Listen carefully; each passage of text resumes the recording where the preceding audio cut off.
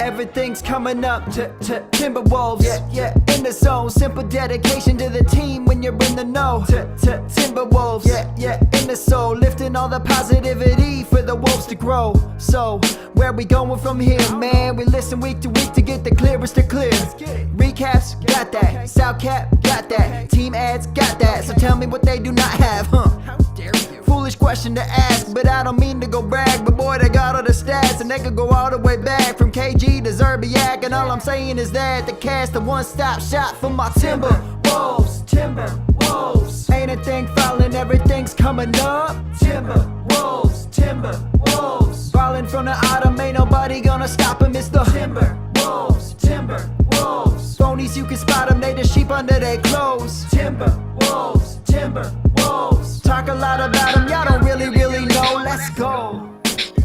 Welcome into the Everything's Coming Up Timberwolves podcast. My name is Gabe Anderson, and I'm joined, as always, by Chris Emerson. Chris, how we doing? Doing good. We're above 500. That's true. Could be better. Definitely could be better. Last night could have gone better, but we'll talk about that. Also joined by Jared Good. Jared, how we doing? Doing wonderful. You know, I looked at the standings this morning and I see, the Timberwolves are the 5 seed in the West. Couldn't ask for a better spot. Right. I mean, just like you said. That's true. The question is, can we keep it up? So I want to start with this, and this will bring us into a bunch of points. Overall impression after the first 3 games. Let's start with you, Chris. Overall impression of this team. Kind of where we thought. I mean, it looks like a team that, had a huge step up on defense. I mean, the defense has been night and day better than last year. Of course, we're playing against glorified G League teams, but still, they're, they put them in front of you. You got to play them. Rebounding, like I said in the opening, like the season preview, I think defense is not going to be the problem this year. I think rebounding is going to be the problem, and that looks like one of the big problems so far. I think all of our big pieces have shown that they're not quite in sync, and that's another thing we were worried about. I was worried about D'Lo and Cat and how Anthony Edwards fits in with that, and it still looks a little choppy. But all in all, not a terrible start, not the storybook start, but I'm not mad. Mm-hmm. And Jared, overall impressions, just to start it off. We've been playing some pretty solid basketball. We played probably 2 teams that we should have beat, or we should probably be 3-0. So that's kind of disappointing. But, I think all in all, we look okay. I'm a little disappointed in how D'Lo's looked to start. He's a guy that played really well in the preseason. And, he's just one of I know we talked about it in our preseason preview. We kind of said that D'Lo's a guy that has to make shots. And that was, one of the things that I took away from our preseason podcast that was pretty much right on point. And he's not making shots right now. And that's why he's not looking as good as he can at times. And that goes right into kind of my next question, kind of what we were going through next. Are we worried about D'Lo? This is what I titled this video. What's wrong with D'Lo? Is it just missing shots? Do you think it's more? Let's start with you, Jared. What do you think? Are you worried about D'Lo? Do you think he'll be able to fix it? What do you think? I'm not worried about him. He's kind of one of those guys that can just fill it up when he gets hot. But when his shots aren't dropping, he's gonna look like he's looked. He's a confidence player, and if he's not playing with confidence, he's not the same guy by any means. But I think he'll start hitting some shots here pretty soon, and he'll look like the guy that we all love. But right now they're not dropping, and it's kind of frustrating because he's not doing a whole lot else either.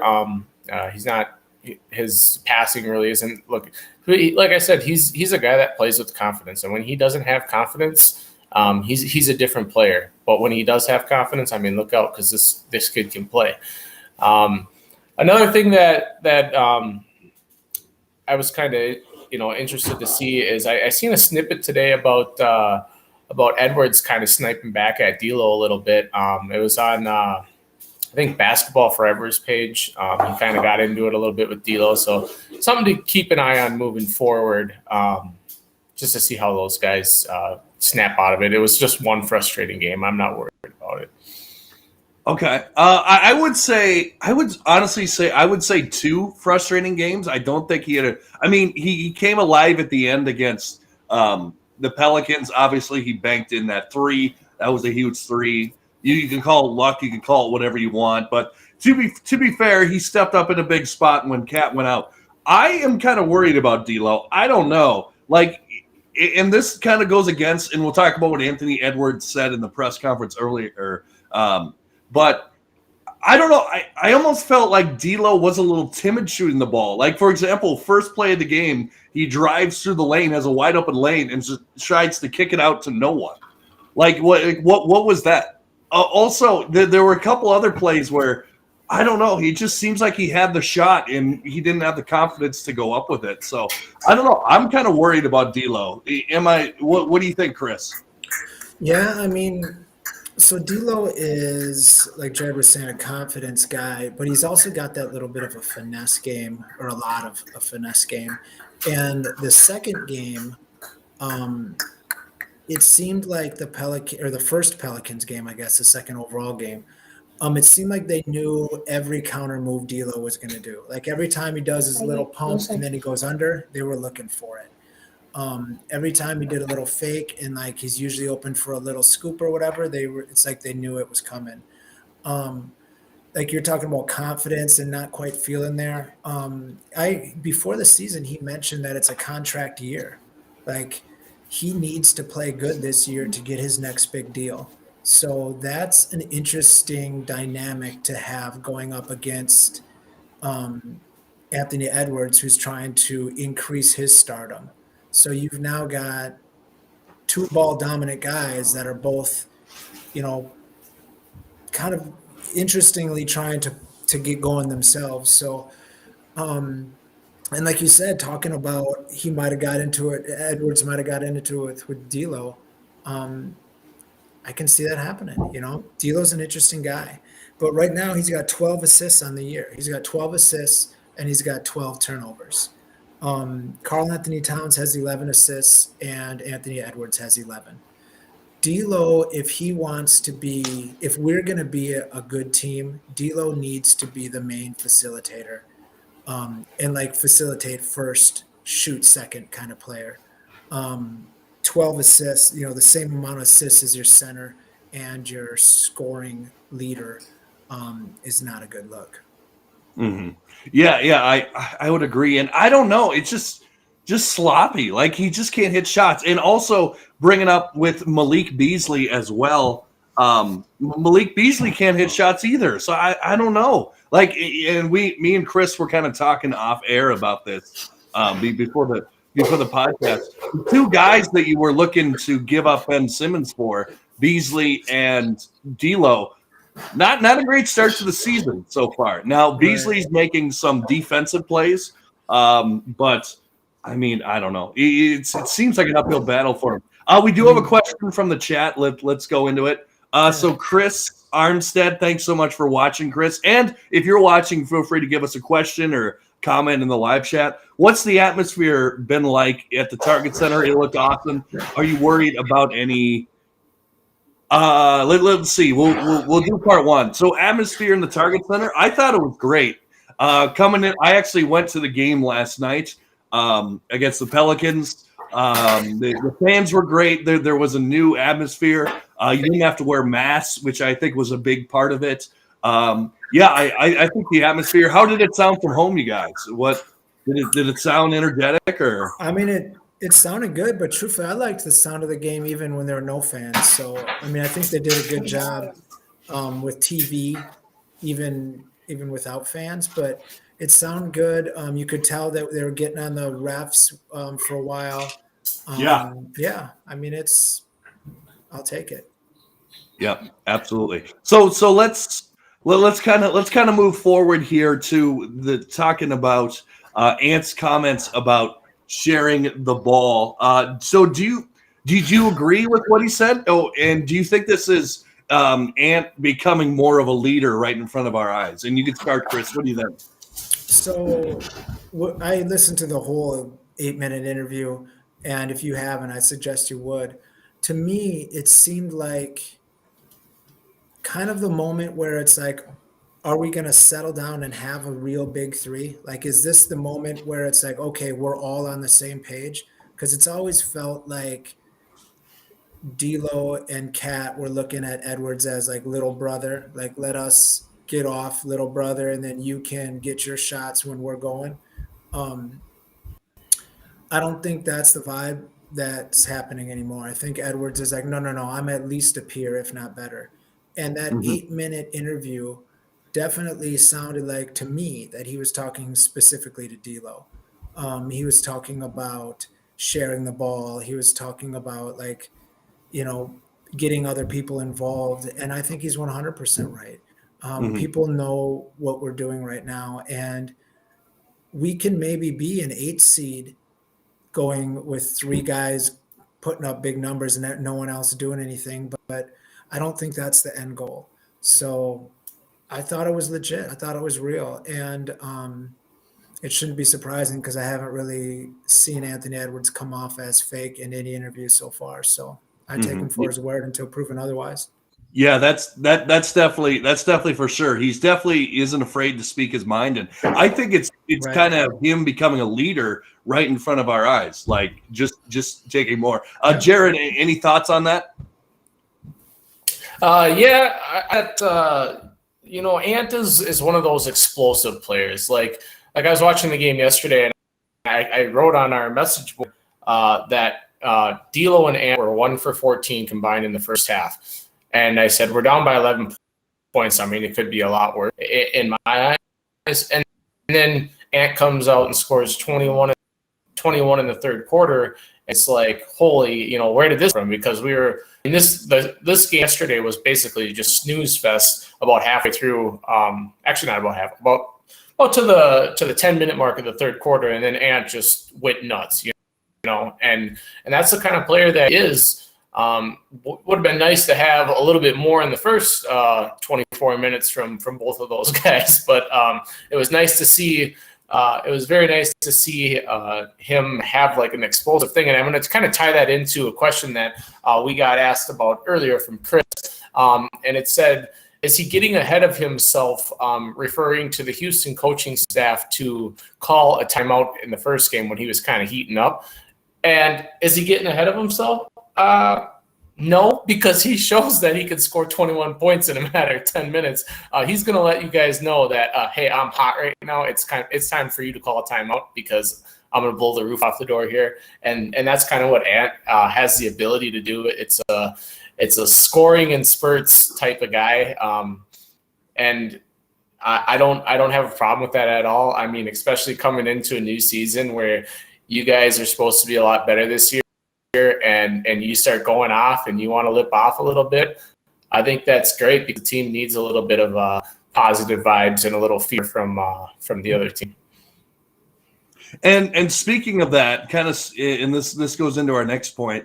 What do you guys think so far? And he had a good game last night of Patrick Beverley and his effect on this team. Like what have you thought of him so far? I mean, he got the technical last night. I think he got into Valanciunas' head, causing the double technical. He hit a couple threes last night. What have you guys seen out of Patrick Beverley so far? Go ahead, Chris.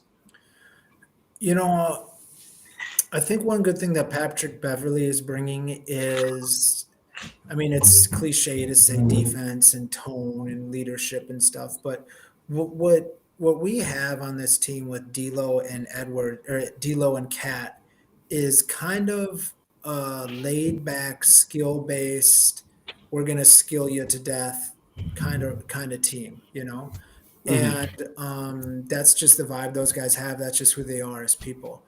And Edwards last year, I loved his like how he was completely different. Like he's the hammer to their like smoothness, like he's the aggression, he's the sandpaper. And now with Beverly in there, it almost is another similar kind of spirit or energy. And that kind of lets Edwards know, like, oh no, I can be like this. Like, I don't have to relax. Like you're saying, calling that timeout, that's genuine. And he can have that genuine passion, and it's not malicious. It's just him being him. And I think that it's just going to let him grow and understand that there's different ways to be aggressive. And I think it's a huge win, as good as Rubio's doing in Cleveland right now. And I'd love to have him on the roster still. Beverly brings another maybe chapter to the Anthony Edwards book, that helps him get to where he needs to get to. Yeah, absolutely. Jared, go ahead. I remember, again, I'm going to quote our preseason podcast that we did. Anyway, we kind of said that, I know Donover said this, he's in the chat. Thanks for being here, Donover. He said, Beverly's like Forcer. And when you see Patrick Beverly mix it up with a big dude like Valanciunas, like, that's what we love to see is we're seeing a guy that is literally not afraid of anybody in this league. Like, that dude will go toe to toe with Embiid. Like, he just doesn't have a fear in his body. And I love seeing that. Like even I put it in our group message. I was like, oh, it was a crafty vet because I thought it was only a single technical, but then it got double T'd. But I love seeing him mix it up with really the only guy that was absolutely murdering us at the time, and that was Joe Val, and he kind of said, hey, enough of that there, big fella, at about 6-0 and mix it up with you, man. I love that stuff. But as far as the rest of his game's gone, I love what I've seen out of him, just with the second unit. He's hitting some shots. He's playing tough. I know they went to him in timeout before the telecast went to commercial break, and he was yelling at, but he was pissed off, and he wasted it. And we kind of talked about that previous podcast too. Like, he's not going to put up with losing. And that game was extremely for time. I think it was late in the second quarter, kind of laying people, and then Ant comes out and explodes. I don't know if he was talking to Ant. I can't remember who he was talking to, but that's the kind of stuff you love to see. And the word leadership just keeps coming back to mind, as cliche as it might sound. He's a leader, man. Yeah, I think so. And I think he's the leader that Chris was kind of saying, he brings something different than Ricky Rubio. And maybe Ricky Rubio was good for Anthony Edwards year one, but maybe Patrick Beverly is more the leader he needs year two. Like, maybe he needs a different kind of leader. So let's move forward here. So the defense, like we were talking about, and that kind of goes into the Pat Bev talk. Do you think this defense is sustainable? They were number one going into last night's game in the entire league. Now you gotta take into effect that it was the Pelicans, and of course it was Houston that they were playing, but still number one ranked. Do you like what you've been seeing defensively, Jared? I do like what I've been seeing defensively. I think it's definitely a step in the right direction.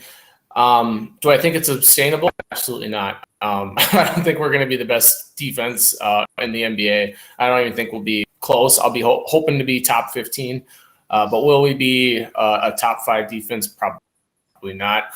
But one thing I did want to say about defense is I hope we keep our defense well, because a fan favorite on the show, Jay, has looked lost on the offensive end. So I hope that he keeps bringing it defensively, because I was watching the game last night, and every time I was like, okay, Jaden's sit in the corner and shoot threes. If that ball doesn't corner, like, he's just a waste of space right now on offense. And I was really kind of disappointed, because I was hoping to see that him make a little bit more stride.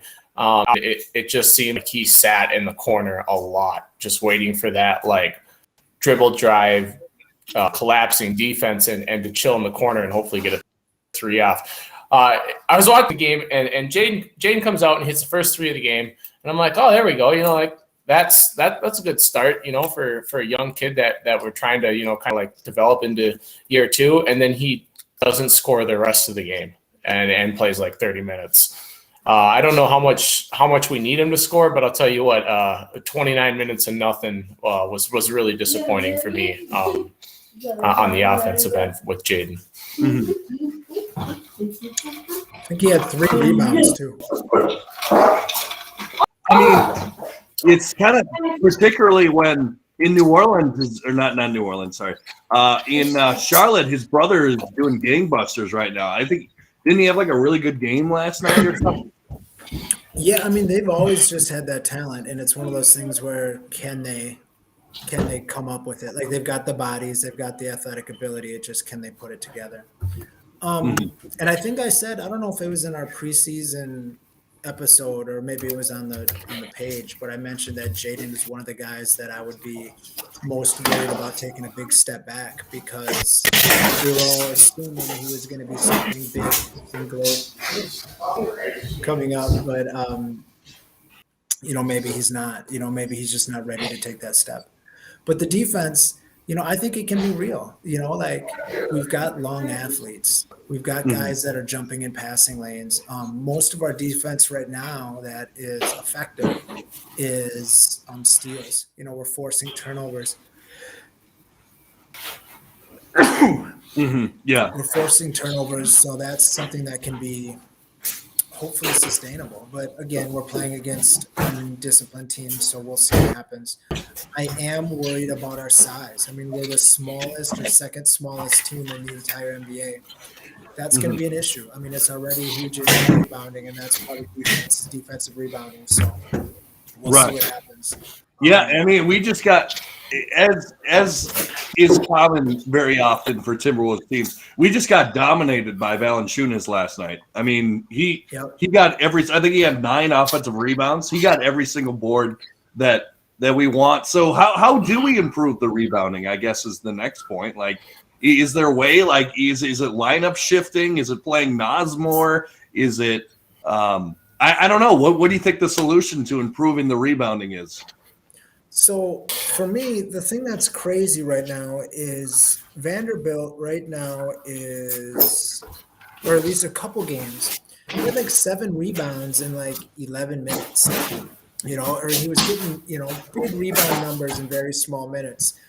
I think pretty soon we're either going to have to trade a couple pieces for one piece, like 2 or 3 of these guys like Prince and Vanderbilt and Noel and Reed and Okogie, like all those guys are like, okay, like they're solid guys, but you can't have 5 solid guys on the roster and expect them all to get 15, 20 minutes a game. There's just not enough time.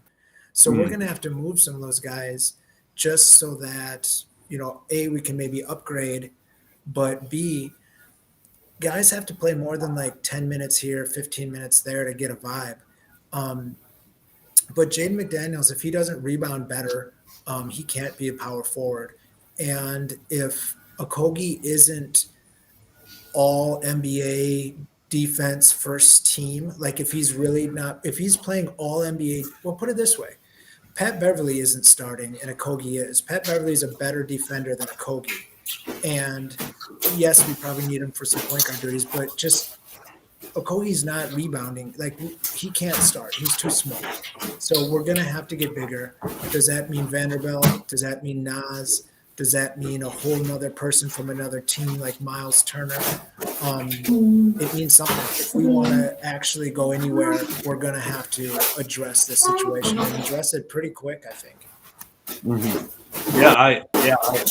I definitely agree with you. And it's an interesting spot because I think it's what we've been saying for a while, that we just need one more piece or we just need to do something. But it's been interesting that we have been able to do it. Jared, what do you think about the rebounding?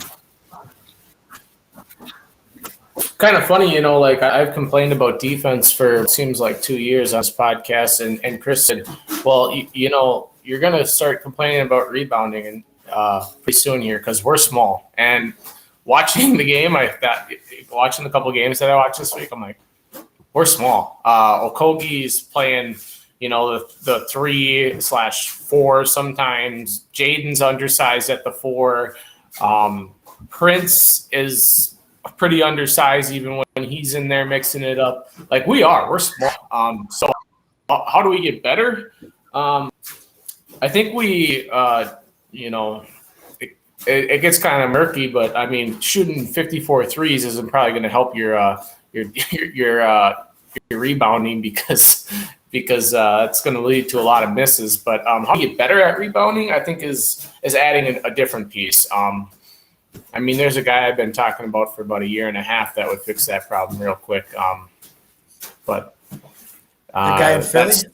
Yeah, that guy in Philly that everybody seems to hate right now. But that would fix that problem really quick. But we're small. I don't know if there's a way to fix it. Shoot better, maybe. I don't know. There's a lot less rebounds to grab if the ball's going in the hoop. We're small. I don't know if there's a way to Anthony really Edwards, fix I think, it. is leading. Anthony Edwards is 4 rebounds behind Karl Anthony Towns. I mean, we've got Karl Anthony Towns with 28 on the season in 3 games, and Anthony Edwards with 24. That's Wow. and there's nobody else with anything over 12. We just need somebody bigger. Yeah, More small. I mean, if you had a power forward that was averaging decent rebounds and Anthony Edwards was there giving you around 24, now you have a decent rebounding team. You get 7 rebounds out of your small forward. You're pretty happy about that, or a shooting guard in this case sometimes. You're pretty happy about that. It's just we don't have that number 2 piece. So like as a number 3 rebounding piece, that looks great. It's just we need that number 2, Mm-hmm. And just a name that. Oh, go ahead. Yesterday we were down 17 rebounds. First game against the Pelicans, 14. Game against Houston, I think we were down in that one as well. Yeah, we were down that one. So I mean, we've been rebounded every single game. When you get a guy Valanciunas who just seems to absolutely own this team, Chris said in our last one, he said, how the Timberwolves don't play well against anybody because we haven't been good in 10 years. And there's one guy that just kind of eats our lunch. To me, it's Valanciunas. Man, this dude well against us for almost in his entire career. And he did it again. Even in the loss, he played well. So a guy that I want to bring up that we're talking about here. What about taking a gamble or maybe putting a trade package? What about a guy who is not really in favor with his team and is not even really playing right now? What about Marvin Bagley? Like, why not? I don't know. I take a shot. Yeah, and see what happens. I mean, he's the power forward you need. He's 6'11", can play he's along. He's a terrible defender, but I mean, I think he's up for a contract, but it doesn't mean you have to pay him. Just give him a year where it's like a show me year. Show me what you got.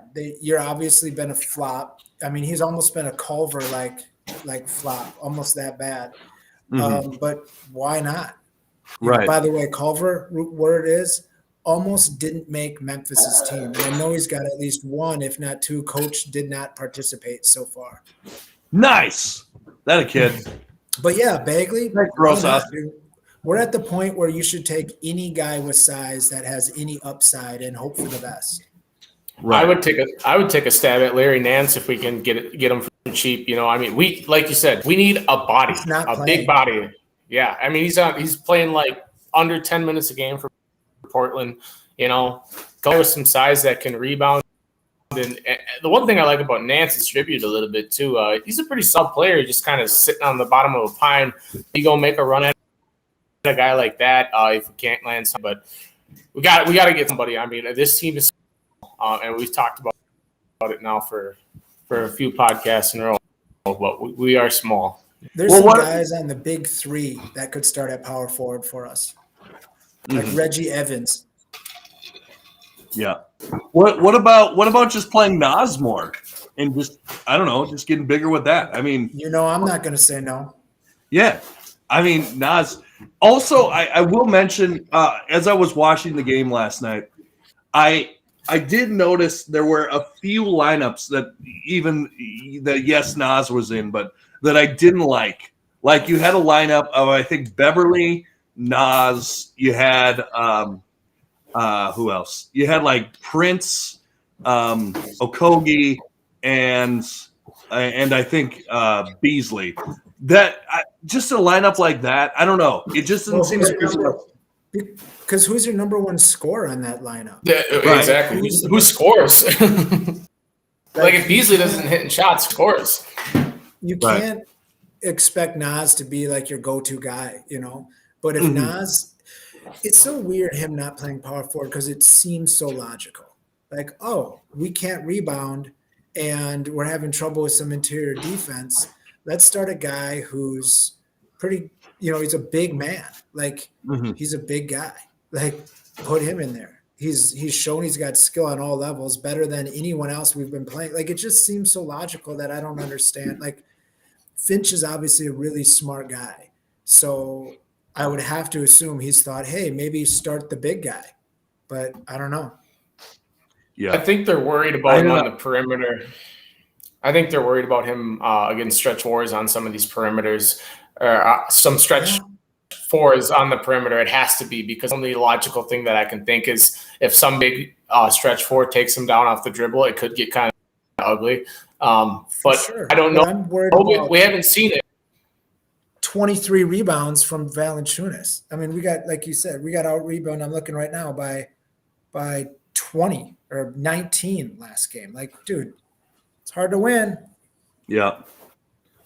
Yeah. And man, also an impression from last night's game that I think people forget sometimes is I'm trying to remember. Sorry, one second here. I'm collecting my thoughts. Is Brandon Ingram? There it is. Brandon Ingram. He's a little bit of a killer. Like He's a stud.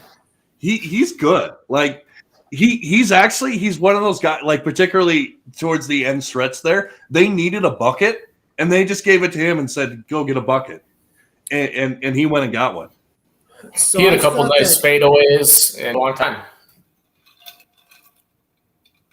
I've thought that Zion going there, him and Zion were going to be a problem because it was just going to be Brandon Ingram's time to like try to be a star, and then all of a sudden Zion comes and takes all that hype and all that publicity. And I thought that was going to end up being a big trouble, and maybe it ended up being trouble. I don't know, because that's a mess of a team roster-wise right now. But yeah, he's a stud. Yeah. He's a stud. One thing I was going to say about about the power forward position. No, Chris go ahead. Finch, I'm going to read a little quote from this was October 17th. So I think it was maybe after our second game. He said, "There's a difference in starting and being a starter, and that the players being considered for the Timberwolves' fifth starting spot probably aren't slotted to be long-term starting options." So like he himself knows that we don't really have a fifth starter, and the guys that we're putting in there, he's saying aren't NBA quality starters. So to say that is pretty telling. I mean, it's showing that he's an honest coach, but to me, I mean, it just reeks of we're going to have to make a move. Yeah. There was something that Patrick Beverly said after the first win against the first Pelicans game, which we won. He said in the post-game press conference, he said, "There's about 10 guys on this team that start on other teams." And it kind of made me scratch my head a little bit, because I started thinking, and I'm like, well, I'm sitting there thinking, I'm like, well, I bet you Jaden could start at the 3 on a lot of teams, but I don't think he can start on a lot of teams. If you kind of mix some of these guys around, sure, you could probably find spots for him. But I mean, that was kind of a pretty bold statement by Pat Bev after game That's one. what you say. After He's trying to get the game locker one room on his against side. Pelicans. Yeah. I mean, he, on that comment, I don't know if Pat Bev could start a point guard for a lot of teams, to be honest with you. Like, I don't think so. No. Yeah. Yeah, I don't know. When I heard that comment, I was like, what? I mean, Jake Lehman isn't starting on any teams. It's like your mom always saying that you're the best at everything. That's exactly what he's doing. He's just trying to get people happy and liking him. Right. Jalen Noel ain't starting on many teams. Yeah, I mean, we've got starters that can't start on many other teams. So Yeah, that's a good point. Yeah.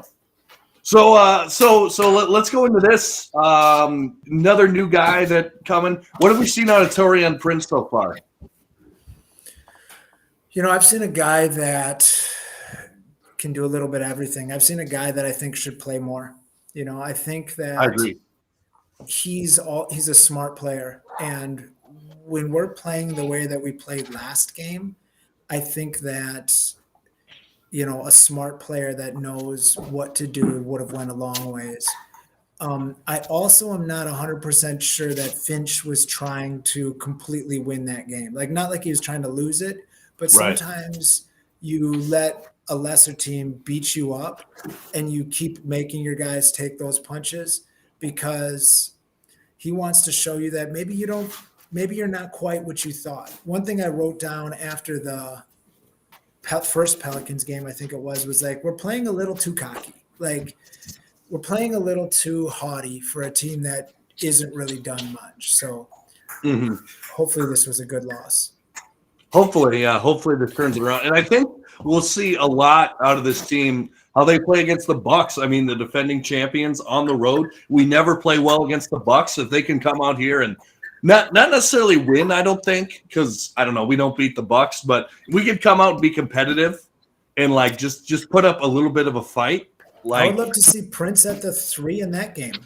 Go Prince, go Jaden McDaniels, Prince, and Cat, or Jaden McDaniels, Nas, and Cat. Or I want those types of long defending athletes out there when you've got Giannis pushing his way to the rim every time.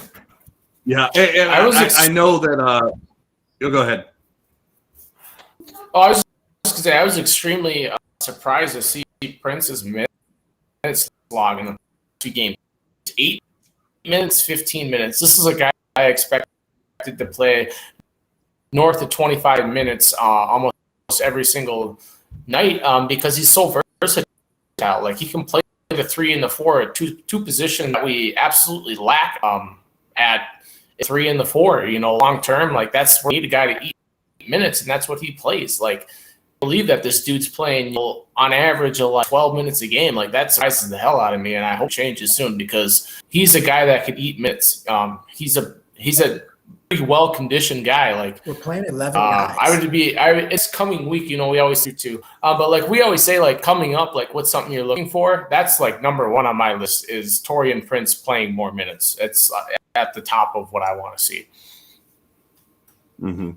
Well, I mean, what I want to see is D'Lo hit shots. Like I mean, that's on the top of my list. But obviously, you can't really control that because, I mean, if D'Lo's not hitting shot and he's not distributing, like, he's got some bad turnovers too. Like, he's got some. He's just kind of dribbling around and just kind of prodding, trying to find his way. And I think teams might be able to figure them out. I did see a stat somewhere. Someone posted something that said that he started bad in his first 3 games the year that he went to the All-Star game. So maybe, but I mean, you could take that with a grain of salt. That was years ago. So who knows? Those are always fun, but they don't really mean anything. Right. D'Lo's a straight up shooter, and he shot well all preseason. He's not going to shoot well forever. He's bound to have a couple bad games here and there. I feel about, like, I don't really think anything to be worried about. Kind of don't like the backcourt battling that seems to be happening with Ant. I hope it's just kind of vanilla stuff to where, like, they're just trying to make each other better. But something to keep an eye on is if those guys start disagreeing more. It's obviously not something that we want to see moving forward. So, okay, so let's say worst case scenario. Let's say things aren't working out, and let's say there's a full-on spat between D'Lo and Anthony Edwards. Let's say something grows. Can we all agree D'Lo's out the door, Ant's staying here? Like, yes. Come on now. Yeah. Yeah, like we're not this team. D'Lo, I almost think D'Lo's almost on borrowed time. I don't know. I'm losing confidence in him every shot. Like, Well, like he said I'm on. himself, it's a contract year, so he needs to have a big year. So some of this might just be him pushing that, but yeah, it's a contract year, and it's a year that the NBA needs to not only for his contract, just evaluate who he is as a player. right? He's had like some okay years with some ups and downs, but missed a lot of time. Like if he needs to put in a full year, and he needs to be near all-star level player. That's what he needs to be, and he has the ability to be it, but maybe he's forcing it. I don't know, but it's looked bad. Yeah, no, he's been awful. I'll go ahead. You know what's crazy is for as much love as people have in this town, I say this town because we're all from Minnesota, but for as much love that I have for guys like Ant and Cat, D'Lo is actually my favorite Timberwolf, and he has been basically since he got here, which might surprise people. But right now, he is by far the third best player on this team, and I don't really even think it's that close. So to answer your question, Gabe, yeah, it goes if that is moves forward. Absolutely, and I just to give you some perspective of how bad D'Lo's been so far. Kind of sans the first game. His PER right now on ESPN 9.72.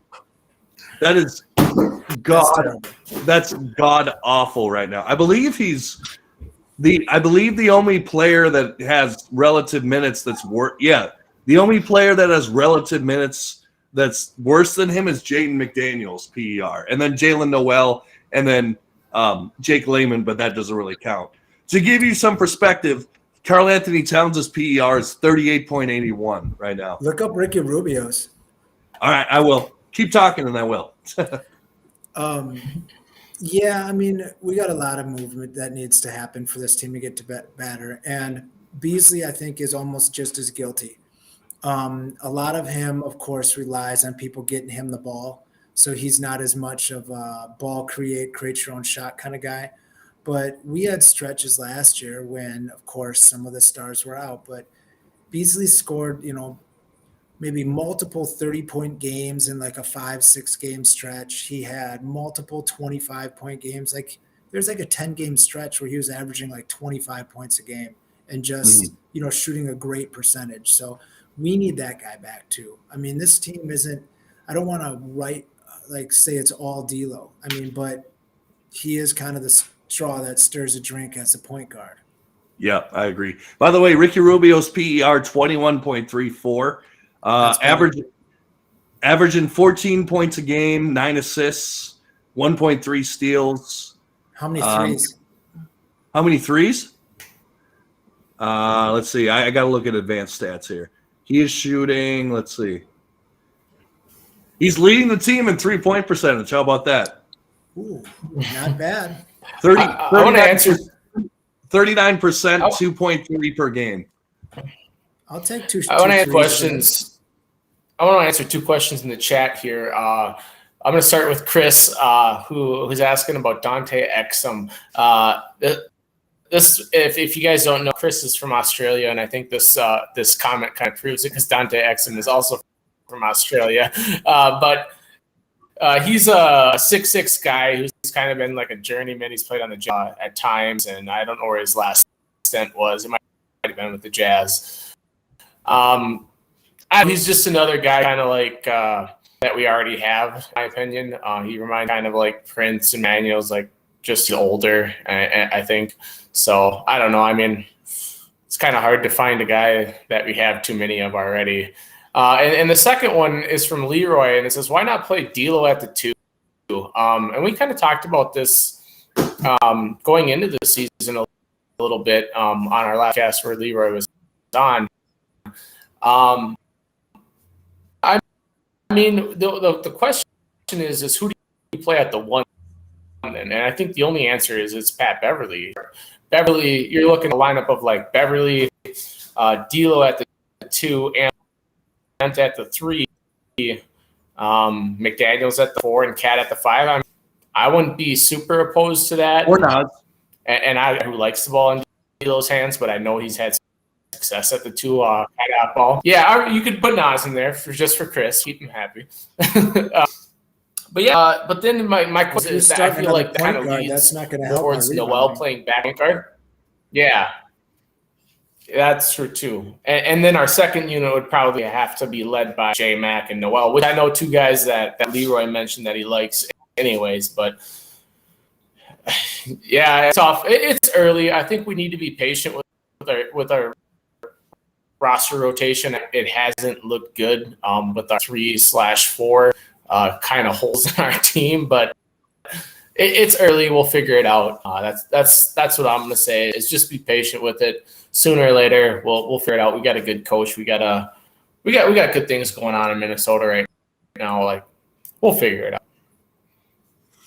I like your optimism. I don't know if D'Lo's going to figure it out. I call me scared, but just I was at the game last night. The performance I saw out of D'Lo and the amount of money we're paying him. Now I know that argument kind of goes out the window sometime, but I'm worried about D'Lo right now, man. I'm worried. Like I don't know. I don't know. I was all pumped up after the first game, but these last two games, like him doing the ice in the veins thing after banking in a three, it's like, and that kind of goes into Chris. You're talking about them playing too cocky. Like, come on. I don't know. Yeah, it was. I think if I remember right, I don't think he did ice in the veins. I think someone ran up to him and did it to him. Oh, because okay. I think he even knew that he airballed that, and there just happened to be a giant board put behind the hoop, so it worked out. So yeah, I don't know. Yeah. All right, so let's look forward to next week as we always do. Take a look at the Timberwolves schedule. Let's see. Let's take a look here. So we got the Bucks tomorrow. If you're listening to this live, obviously it's a Wednesday. If you're listening to it after, it could be tonight, could be already happened. We don't know. Then we got the Nuggets. Christmas. Yeah, could be Christmas. Yeah, if so, you're very behind. But thank you for listening anyway. So we got the Bucks tomorrow, Nuggets on Saturday, Orlando on Monday, and then we'll probably talk before then. But the two Clippers games. So what are we looking for out of the Wolves in the coming week? Not necessarily like win-loss, but what are we looking for? What do you want to see improve, particularly after Ant's comments? And we'll start with you, Chris. I'm just looking for. Even if it doesn't do anything, I'm just looking for our supplemental players to take some confidence from what Ant said, and play better. Like to say that those guys are like literally not touching the ball isn't the case. It's just they're not doing anything with the few times they touch it. They're gonna have to be good with the few times they touch the ball. Like I agree. Yeah, Cat, D'Lo and Edwards are going to need to probably take about the amount of shots that they're taking. The problem is the few times those other guys touch the ball, they're going to have to do something worthwhile, and they haven't been. It's easy to point at stars. Everyone likes to do it. But Jaden McDaniels has been terrible. Okogie's been terrible on offense. Like, these guys have to do something more if we're going to be anything. So I'm looking for those guys to do something more. And I'm looking for our lineup to start getting more settled. We don't need to play 11, 12 guys a game. We need to get that down to, 9 guys a game. 8 and 9, yeah. And then we can see even what we have. I agree.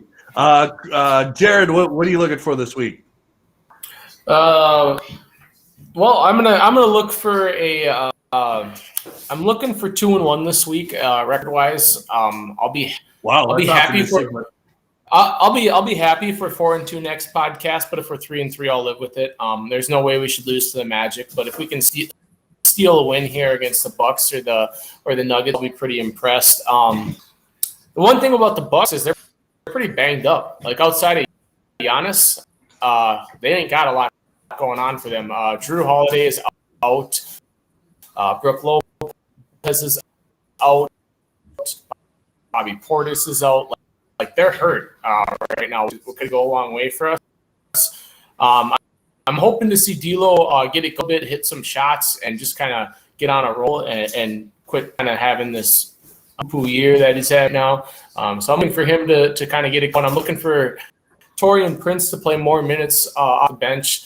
Just because I feel like fills our void that we have at the 3 and 4 position. Long term, I think that's going to answer how quickly we catch on to that. I don't know. So I'm looking like that.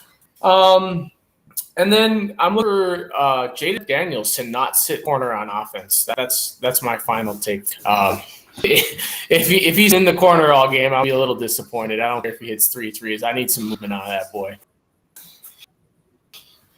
So I'll wrap it up. I'm looking for D'Lo to even play like he's worth Malik Beasley money, because right now he's playing like he's worth Naz Reid money, and that's not a knock on Naz Reid. No, I get That's it. the kind of money Naz Reid's getting paid. That's a testament to the good deal that he's on. But That's a funny comment. I like that. thank you. I might write that in the chat. Or in the Timberwolves group. But anyway, thanks so much for joining us this week. Chris, thank you so much. Always. And Jared, thanks for being here. Absolutely. We're going to find a way to be 4-2, and I'm going to be happy next day when we get on here. Maybe 5-1. Why not put it past us? I